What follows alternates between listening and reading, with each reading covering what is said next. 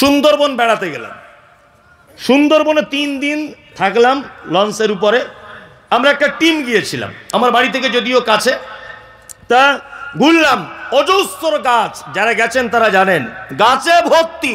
সুন্দরবন মানেই হচ্ছে নদী আর গাছ, আর কিছু নেই। পাখিদের কিচিরমিচির, আর ওই বানর দেখতে পাবেন, বাঘ ওটা নসিবে থাকলে দেখা যায়, সচরাচর হরিণ দেখা যায়, প্রায় দেখা যায়, পানি টানি পান করতে আসছে দেখা যায়। যাই হোক, তার 3 দিন যাবত লঞ্চের উপরে থাকলাম, অনেক কিছু দেখলাম। সুন্দরবনে একটাও কুলের গাছ দেখতে পেলাম না, আমের গাছ দেখলাম না, খাজুরের গাছ নেই, লেবুর গাছ নেই, সবেদার গাছ নেই, বেদানার গাছ নেই, নারকেলের গাছ একটাও নেই। তা আমরা সব আলেমরা মিলে গিয়েছিলাম। তা বেশিরভাগ সলাতে আমি ইমামতি করতাম লঞ্চের উপরেই। তা ইমামতি করতে করতে সালাম ফিরানোর পর বসে আছি, বসে বসে ভাবছি যে সত্যিই তো আজকে 3 দিন যাবত আমি সুন্দরবনে ঘুরতে এলাম, একটা তো ফলের গাছ থাকা উচিত, একটাও নেই। সঙ্গে সঙ্গে আমি ভাবতে শুরু করে দিলাম, সত্যি আল্লাহ তুমি, এর জন্য তোমার নাম রব, তোমার নাম রব।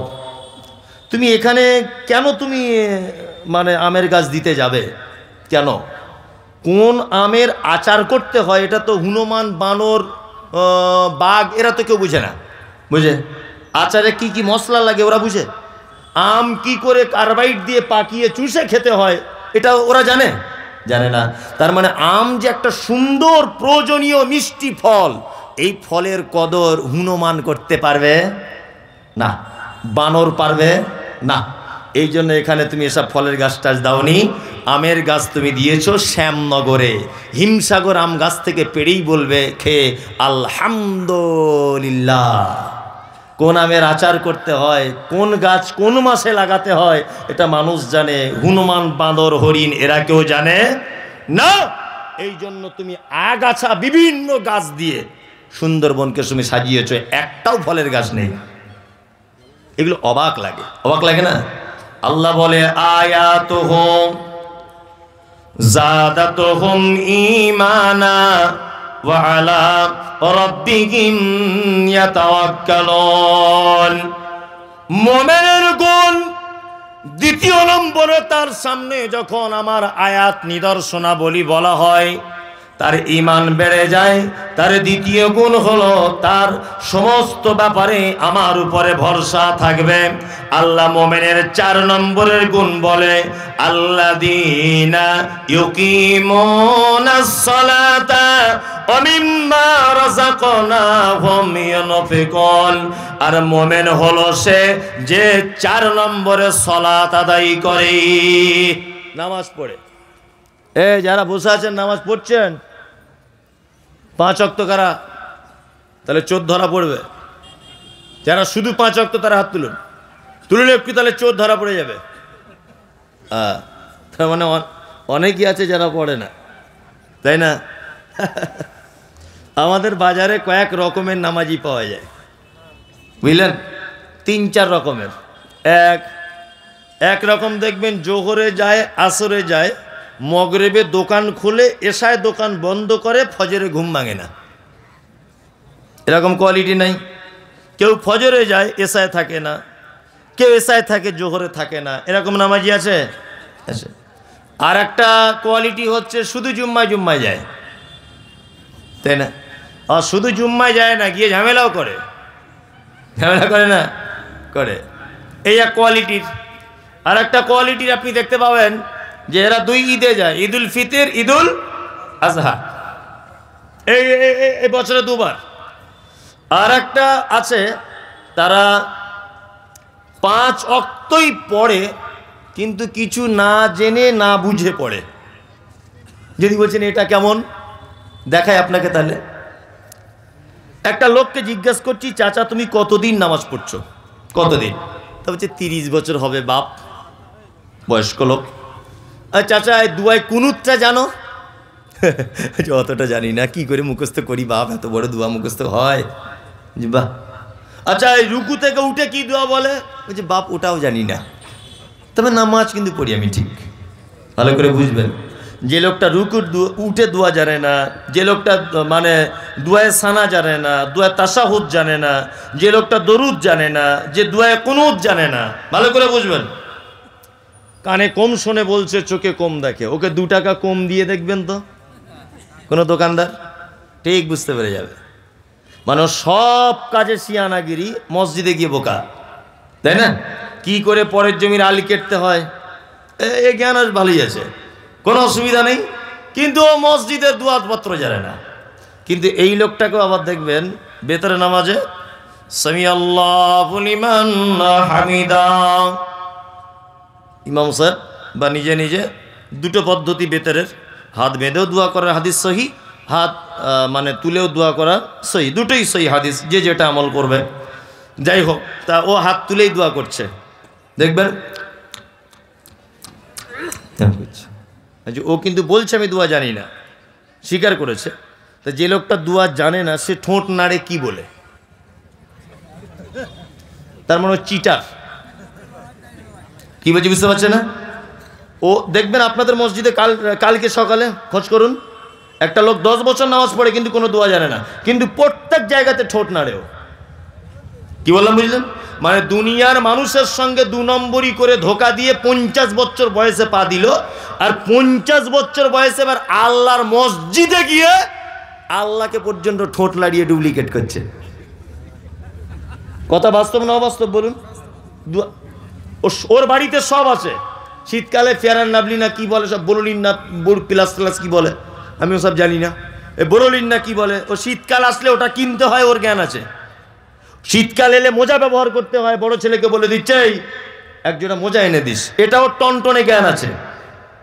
কিন্তু শ্যামনগর জলসা শুনতে গিয়ে একটা ভালো সহি দুয়ার বই কিনে এনে নামাজের দুয়াগুলো পড়ে পড়ে বানান করে করে হলেও মুখস্থ করব, এই জ্ঞান ওর নেই, তাই না? হ্যাঁ, আবার যদি কেউ ওই চাচাকে বলে দিতে চায়, চাচা হাত তুমি যে এই রকম করে বাঁধছো এটা ঠিক না, এইভাবে বাঁধো, আবার চাচা রেগে গিয়ে বলে তুই তোরটা কর আমি আমারটা করি, ভুলটা ধরিয়ে দিলে ও রাগ।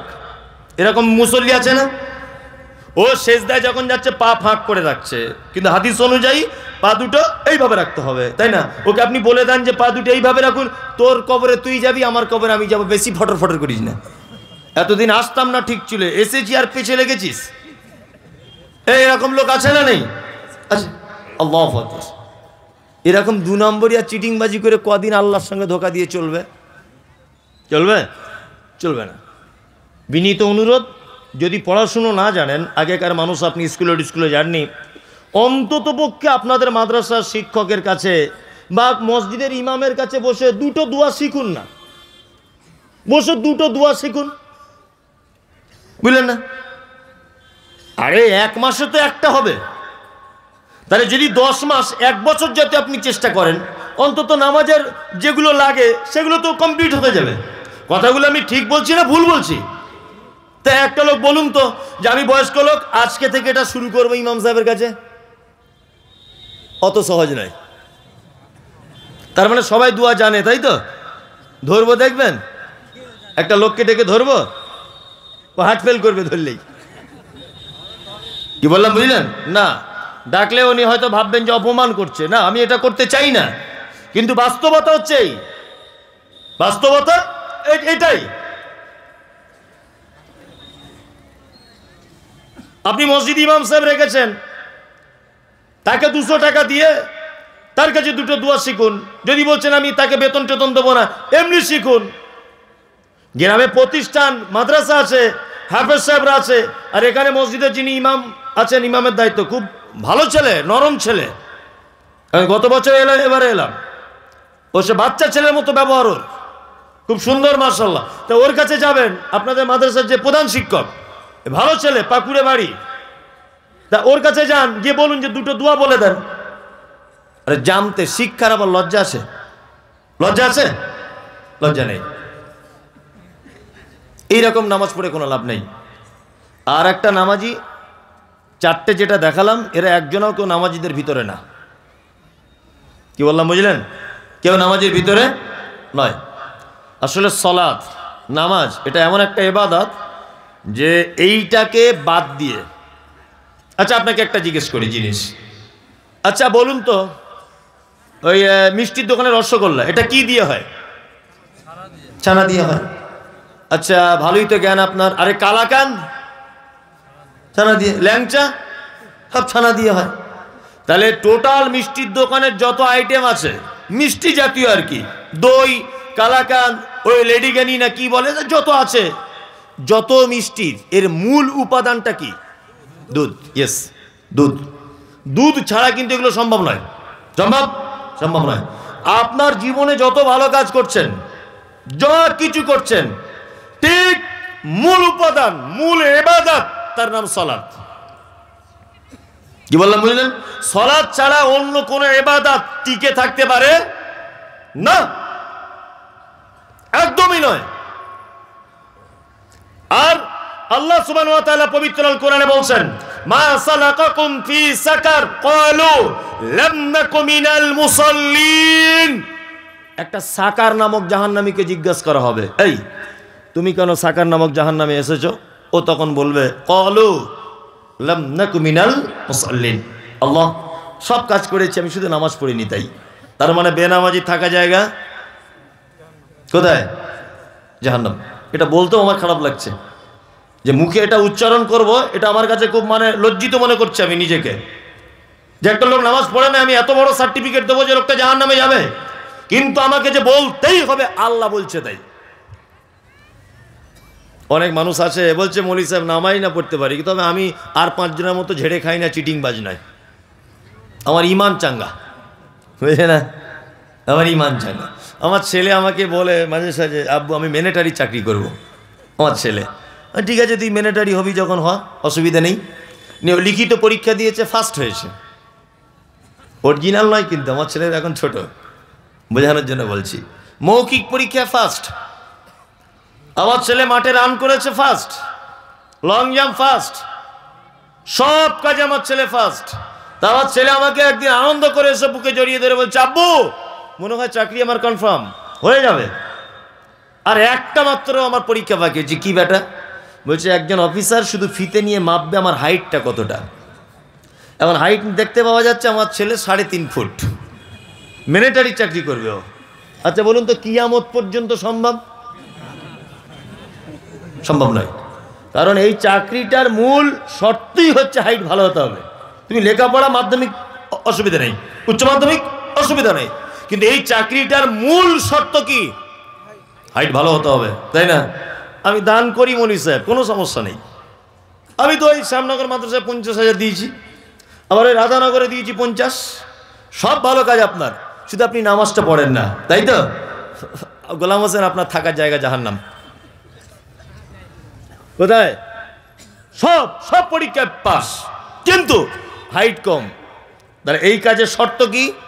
হাইট। জান্নাতে যাওয়ার শর্ত কি? সালাত, তাই না? জান্নাতে যাওয়ার শর্ত সালাত।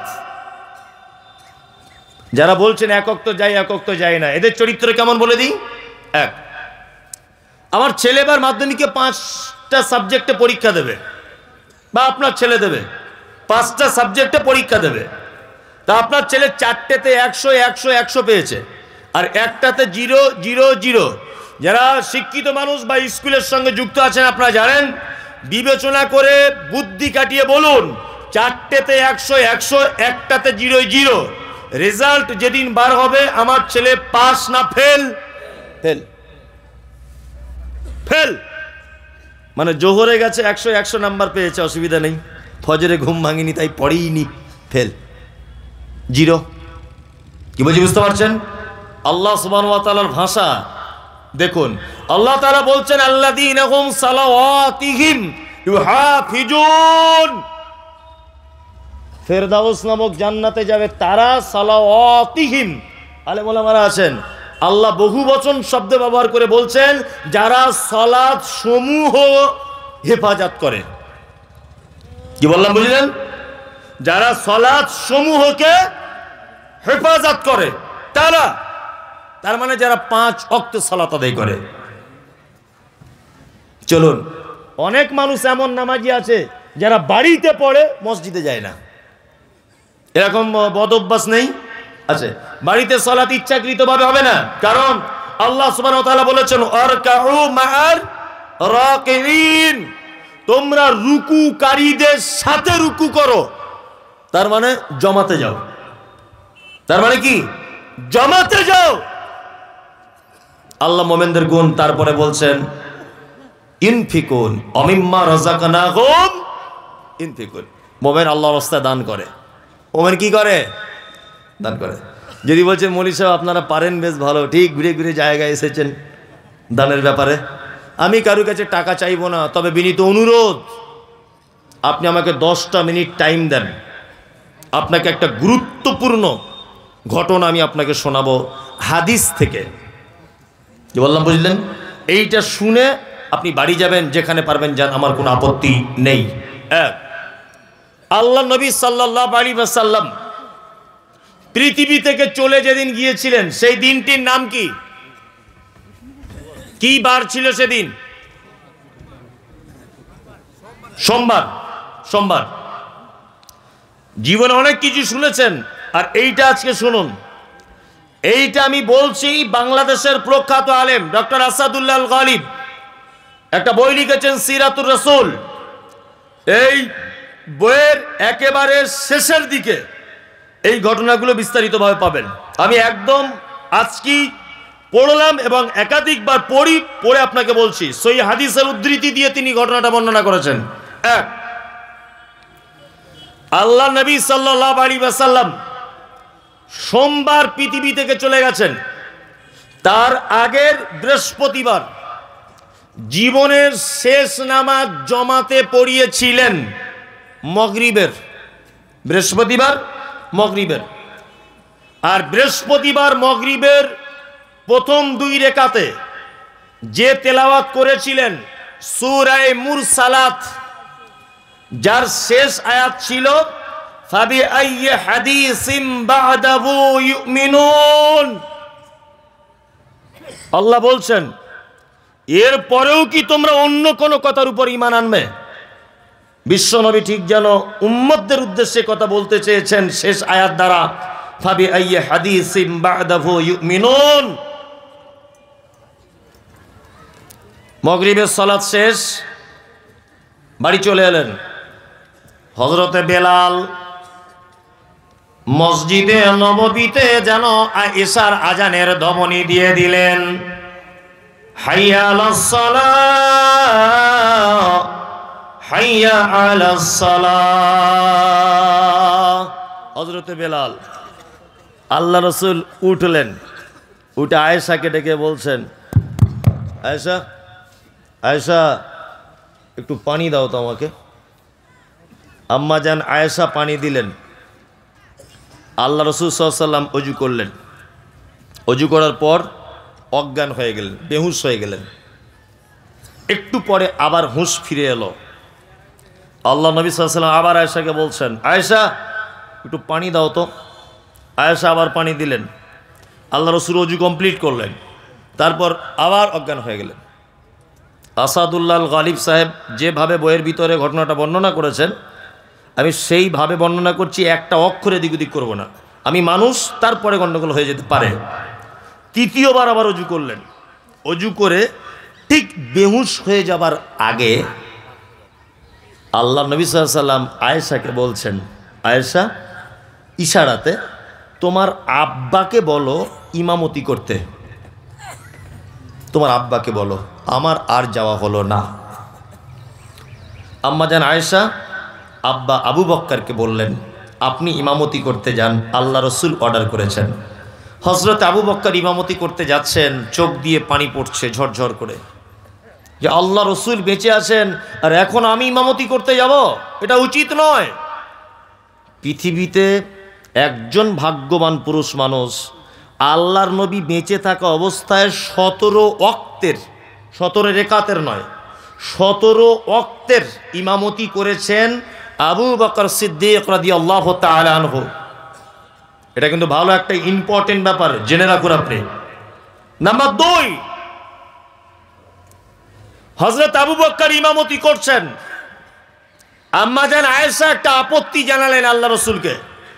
এটা আপনারা জানেন যে আল্লাহ রসুল পৃথিবী থেকে চলে যাওয়ার আগে আয়েশার হুজরাতে অন্যান্য বিবিদের মতামত নিয়ে শেষ দিনগুলো আয়েশার হুজরাতে ছিলেন।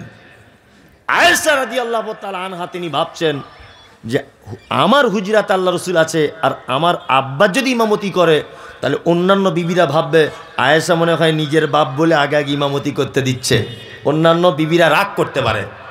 আল্লাহ নবীকে যখন এই অভিযোগ করলেন আয়েশা, তখন আল্লাহ রসুল একটু উচ্চ কণ্ঠে বলছেন, আয়েশা আরে আমি বলছি আবু বকর ইমামতি করবে, তুমি কেন অন্যজনের নাম বলছো? এই জায়গাতে একটু ইঙ্গিত পাওয়া গেল যে আল্লাহ রসুল মারা যাওয়ার পরে আবু বকর খলিফা হবেন। এই ব্যবহারটাতে আম্মাজান আয়েশা একটু ইঙ্গিত পেলেন যে আবু বকরের উপর আল্লাহ রসুলের এত ভালোবাসা কেন। আল্লাহু আকবার। কেন ভালোবাসা? মাঝখানে একটা ছোট্ট কথা বলে দিই। আল্লাহ রসুল মসজিদের ভিতরে বসে আছেন আর সাহাবীদেরকে বলছেন তোমাদের ইমান আর আবু বকরের ইমান দেখবে। তা হচ্ছে আল্লাহ রসুল কেমন? বলছে ওই দেখো ওই দেখো ওই দেখো, দেখতে পাচ্ছ একজন আরোহী তার জানোয়ারের পিঠের উপরে চেপে যাচ্ছে কথা বলতে বলতে। আচ্ছা বলুন, একটা গরুর মালিক সে যদি তার গরুর পিঠের উপরে বসে গরুর সঙ্গে কথা বলতে বলতে যাচ্ছে, এটা যদি আমি বলি কেউ বিশ্বাস করবে? গরু কথা বলতে পারে? তখন সাহাবীরা বলছেন আল্লাহ রসুল আপনি কেমন কথা বলছেন, গরু কোনোদিন তার মালিকের সঙ্গে কথা বলতে পারে? তখন আল্লাহ রসুল বলছেন এটাই তোমাদের ইমান আর আবু বক্কারের ইমানের ডিফারেন্স। এই কথাটাই যদি আমি আবু বক্কারকে বলতাম তাহলে আবু বক্কারের উত্তর এটা হতো, অবশ্যই আপনি যখন বলেছেন অসম্ভবের কিছু নেই। এটা হচ্ছে আবু বক্কারের ইমান। শুক্রবার চলে গেল, আল্লাহ রসুল মসজিদে যেতে পারেননি। শনিবারের দিন আল্লাহ রসুল একটু সুস্থতা অনুভব করলেন। জোহরের আজানের আগে আল্লাহ রসুল আয়েশা রাদিয়াল্লাহু তাআলা আনহাকে বলছেন, আয়েশা দুজন সাহাবীকে বলো তো আসতে। তা আম্মাজান আয়েশা বলছেন আমি পর্দার আড়াল থেকে দুজন সাহাবীকে বললাম আপনারা দুজন আসুন। আল্লাহ রসুল দুজন সাহাবীর কাঁধে ভর দিলেন। তখন ইমামতিতে দাঁড়িয়ে গেছেন হযরত আবু বকর সিদ্দিক রাদিয়াল্লাহু তাআলা আনহু, জোহরের নামাজের ইমাম। কে? আবু বকর। আল্লাহ রসুল মসজিদে ঢোকা এই ব্যাপারটা আবু বকর বুঝতে পেরে গেলেন যে আল্লাহ রসুল এবার ঢুকছেন। আবু বকর পিছনে হটে আসার মনস্থির করলেন। আল্লাহ রসুল আবু বকরকে ইশারা করে বললেন, আবু বকর একদম নয়, ইমামতির জায়গাতে মেহরাবি তুমি দাঁড়াও।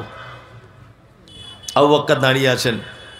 আল্লাহ রসুলকে নিয়ে আবু বকরের বাম দিকে বসিয়ে দেওয়া হলো। আবু বকরের কোন দিকে? তাহলে আবু বকর যদি ইমাম হয়, ধরে নেন এই যে ইমামতি করছেন আবু বকর, আর আবু বকরের বাম দিকে যদি আল্লাহ নবীকে বসানো হয়, তাহলে আল্লাহর নবীর কোন দিকে হলো আবু বকর? ডান দিকে। এটা জেনে রাখুন, ইসলামের প্রথম মুকাব্বির তিনি হচ্ছেন হযরত আবু বকর সিদ্দিক রাদিয়াল্লাহু তাআলা আনহু। এই মুহূর্তের সাথে সাথে ইমাম পরিবর্তন, আল্লাহ রসুল হয়ে গেলেন ইমাম, আবু বকর হলেন মুকাব্বির। এখান থেকে একটা মসলা জেনে নেন যে ইমাম অসুস্থ হলে প্রয়োজনে বসে ইমামতি করতে পারে। মাথায় রাখবেন, কি বললাম বুঝলেন? আল্লাহ রসুল বসে বসে আস্তে আস্তে করে ইমামতি করছেন, সাহাবীরা গলার আওয়াজ শুনতে পাচ্ছেন না অসুস্থ বলে, এই জন্য পাশে দাঁড়িয়ে উনি যখন বলছেন আল্লাহু আকবার আল্লাহ রসুল, তখন আবু বকর জোরে বলছে আল্লাহু আকবার। মুকাব্বির। বুঝুন ভালো করে।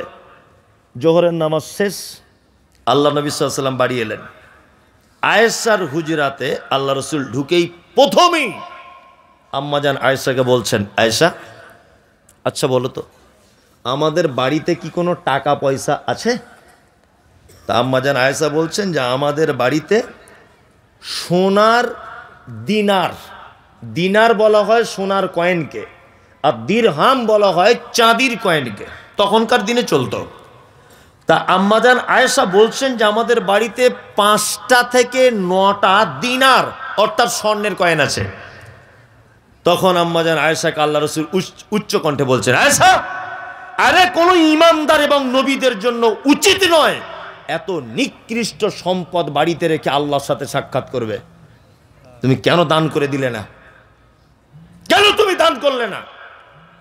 তুমি যদি দান করে দিতে তাহলে আমি আল্লাহর কাছে যাওয়ার পরে সাথে সাথে বিনিময় পেয়ে যেতাম। তখন আম্মা জান আয়েশা বলছেন, আল্লাহ রাসূল আপনি অসুখে ছিলেন, এই কারণে ব্যস্ততার কারণে আমি টাকাটা দান করতে পারিনি, দয়া করে আপনি বলুন আমি এখনই দান করে দিচ্ছি।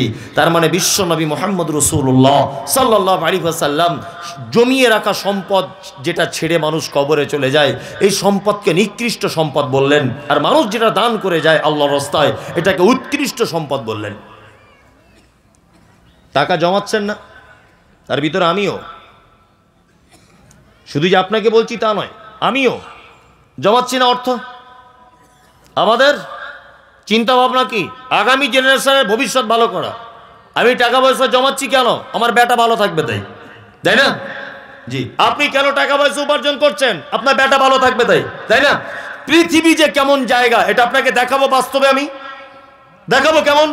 এই দেখুন আপনাকে দেখাচ্ছি পৃথিবী কেমন জায়গা। চাচা আপনি এখানে আসুন তো, আপনি এখানে আসুন, আসুন, কিছু ধরবো না, ভয় নেই,